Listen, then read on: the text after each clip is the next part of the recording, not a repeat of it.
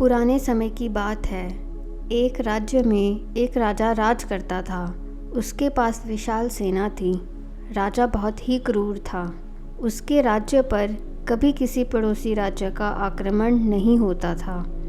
यदि होता भी था तो राजा और उसकी सेना उसे परास्त कर युद्ध में सफलता प्राप्त कर लेते थे। प्रजा भी राजा के राज्य में प्रसन्न नहीं थी, क्योंकि राजा नास्तिक होने की वजह से प्रजाजनों पर बिल्कुल भी दया भाव नहीं दिखाता और उन पर अत्याचार करता। राजा का एक भाई भी था जो अपना समय भगवान की भक्ति और भिक्षुओं के साथ परमात्मा को जानने की कोशिश में बिताता। एक दिन राजा और उसका भाई घूमते घूमते जंगल की ओर चले गए। लौटते हुए उन्हें शाम हो गई। चलते चलते छोटे भाई के पैर कांटों में उलझ गए और उसके पैरों से खून निकलने लगा। यह देखकर राजा ने उसे घोड़े पर बिठाया और उसके साथ पैदल चलने लगा। तभी थोड़ी दूर चलने पर राजा को सोने की ईंट मिली।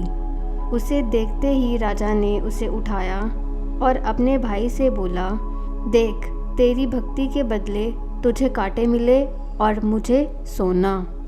यह सुनकर राजा का भाई निराश हो गया। महल पहुंचते ही वह भिक्षुओं के पास गया और उन्हें सारी घटना बताई। अंत में दुखी हृदय से बोला, हे महात्मन, ये कैसा न्याय है?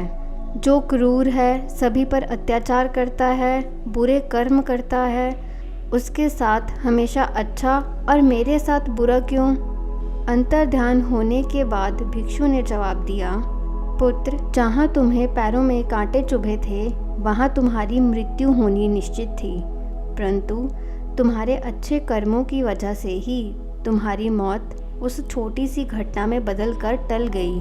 और जहाँ राजा को सोने की ईंट प्राप्त हुई वहाँ उसके भाग्य में सोने का विशाल महल था, परंतु उनके बुरे कर्मों की वजह से ही उन्हें महल की जगह एक सोने की ईंट से संतुष्ट होना पड़ा। असल ज़िंदगी में भी यदि हमारे कर्म अच्छे हैं तो हमें उनका फल हमेशा उम्मीद से बढ़कर ही मिलता है, और वहीं अगर हमारे कर्म बुरे हैं तो हमें उनका फल भी कुछ ना कुछ गंवा कर भोगना पड़ता है। इसलिए निस्वार्थ होकर अच्छे कर्म करते रहने चाहिए।